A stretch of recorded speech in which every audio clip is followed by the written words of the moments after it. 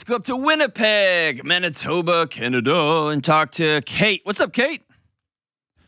Hey, thanks for taking my call today. Of course. Thanks for calling. What's happening? I guess my question is, for today, I'll maybe just start with the question so I don't go off on a rabbit trail. But, I love rabbit trails. It'll be good. What's up?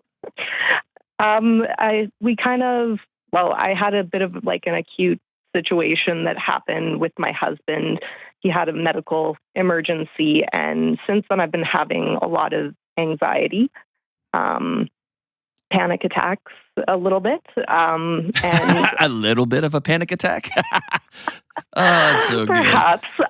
Perhaps a little bit of a panic attack. Perhaps a little bit of my body screaming, we're going to die. I don't want to diagnose myself, so to speak. But I'm just wondering if I need to give it maybe some time for the situation to have passed. That it's a little bit further behind me before being like, yeah, you know what? Maybe I do need to go talk with someone.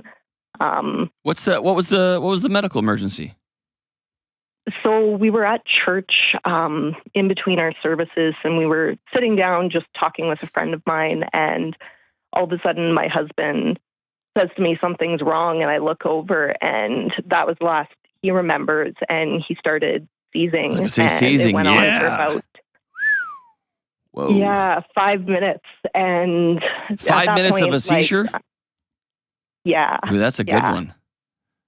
And he had never had them before. I mean, he's late 30s, kind of abnormal, but I'm a nurse by background, so I've seen them before. But at that point, I kind of put on my nursing hat. There was other nurses there, thankfully, at my church that I'm friends with. So there was a ton of hands to help and got him down to the floor, made sure he was safe.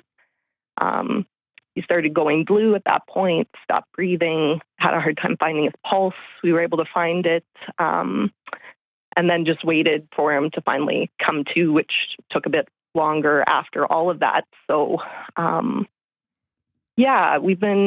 he's good right now. We're trying to pursue figuring out what happened, but the biggest thing is we don't know what happened. And yeah. And the you know this from your medical training and just what y'all are going through, the spelunking adventure it is trying to figure out the cause of a seizure can be maddening. Yeah. Both expense-wise, it's when you peel back the curtain with certain, and I say this as somebody who's just in utter awe of neurologists, practitioners of the brain. And I am so in awe, and also they don't really know. You know what I mean? Yeah, and thankfully, we were able to get a consult in with that specialty and an MRI, and most things were ruled out in his head, thankfully, because that was kind of my concern from the start. But we're now looking into things with his heart and trying to figure out what that is. But the weeks after that, I found myself waking up in the night, seeing if he's breathing. You're right.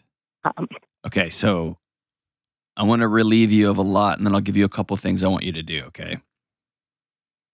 Okay. And some of this is going to be annoying. Is that okay? That's fine. Your body is working perfectly. Kudos to you. You love somebody to the point that they have become part of you. Y'all are one. And in a blink of an eye, it looked like all that was going to go away. And y'all still don't know why. And so your body walking around clenched, waiting for a shoe to drop because one did, is completely normal.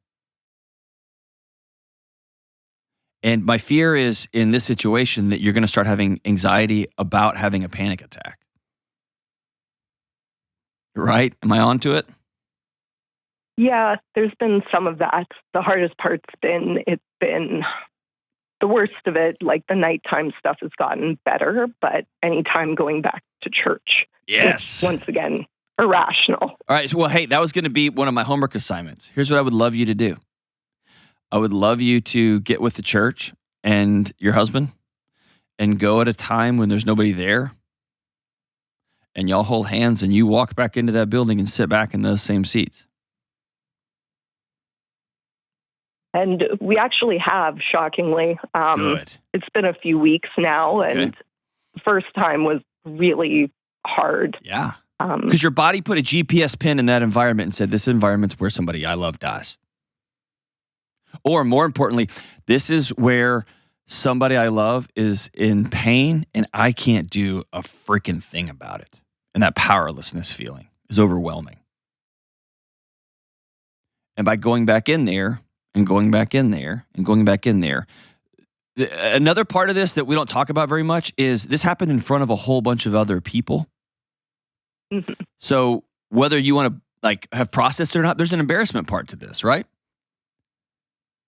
Well, thankfully, I feel like for the most part, I don't know, my nursing background with it, I was kind of like, it happens. And that's the hard part where I'm just like, okay, well, I've seen this before and it's okay. It happens. It just feels different. Yeah, but it happened to a whole bunch of people that you know. And here's the other thing about your nursing background.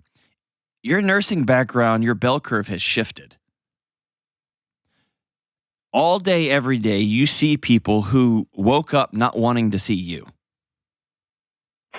They see you because they have to, because their bodies are hurting, they're in pain, they're ill, they're falling apart, whatever's going on.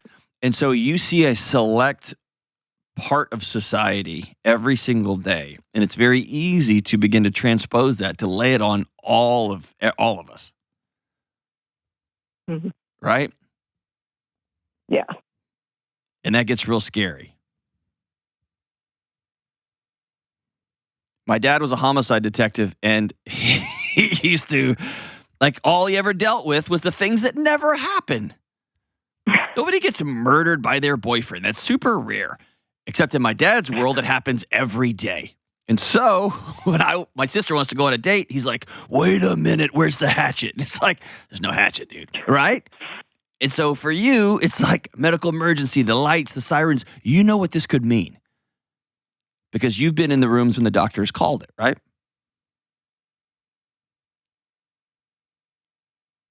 Yeah. And it doesn't usually happen. And it didn't happen here. Mm-hmm. Fair? True. True? Yeah. And all right, so what's your... It is true. What is... When you're anxious and it's nighttime, what's the story your body's trying to protect you from?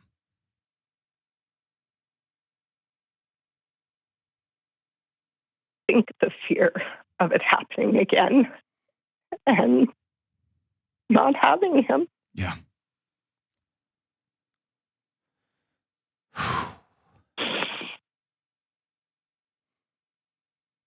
I know it's healthy to love someone and to worry for them in a way, and to want them there. That's normal. And I think I'm trying to balance where the normal is versus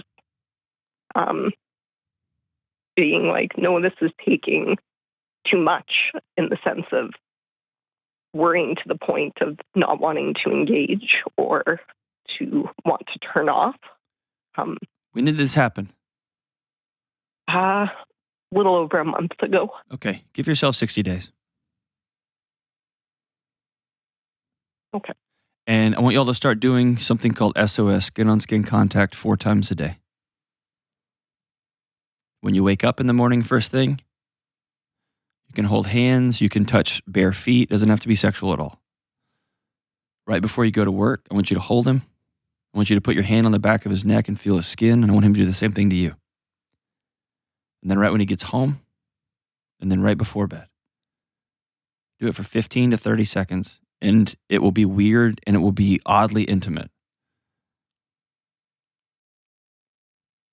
Okay. But here's what we're doing. We're grounding your nervous system. You almost lost him, but you didn't.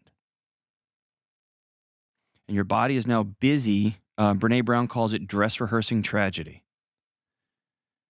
It now got to peer over the side, and for just a quick second, glimpse at a life where he's not with you. And your body can't even imagine that life. Because you're everything to him and he's everything to you, the way it should be.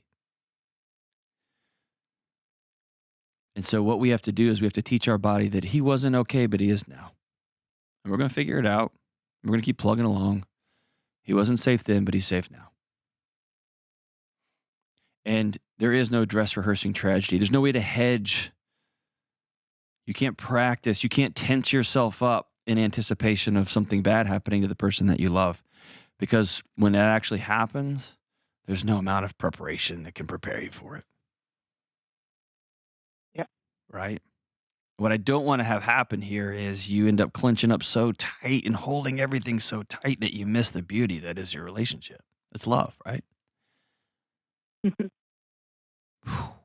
So all we're going to do is teach our body that we can open our hands again. Yeah, that makes a lot of sense. Is that fair? Yeah. And you're not crazy. God, he won the lottery with you. A nurse who also loves him. That's amazing.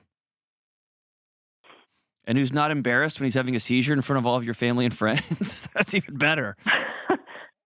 He seems pretty calm about it. I mean, he had a good sense of humor. The Sunday after, he was like, we should go ask the pastor if we're living in sin, because if you think I died, are the vows still there? I'm like, not funny. Not funny at all. I like this guy. I don't believe in too soon. I just don't believe in it. But good for him. Good for him. My family certainly does, and my friends do. It might be a helpful exercise to go out together, go for a long, meandering breakfast, and say the things out loud to him. Say, hey, I just need to say this out loud. I almost lost you. I almost felt like I lost you. And it scared me to death, and I hated it. No dying. And he'll laugh. Sounds like he'll laugh and go, okay, sure. Right? And 100% chance both of you are going to pass at some point. And hopefully it's a long, long, long time from now. Yeah. But I think you trying to hold it all in and hold it together and be the rock so that he can get well and have his seizures and be safe and all. Man, it's too much to carry. You do that for a living. When you come home, you got to be able to set that crap down and just be. Yeah. Is that fair? Yeah. Okay. You're not broken. You're doing pretty good.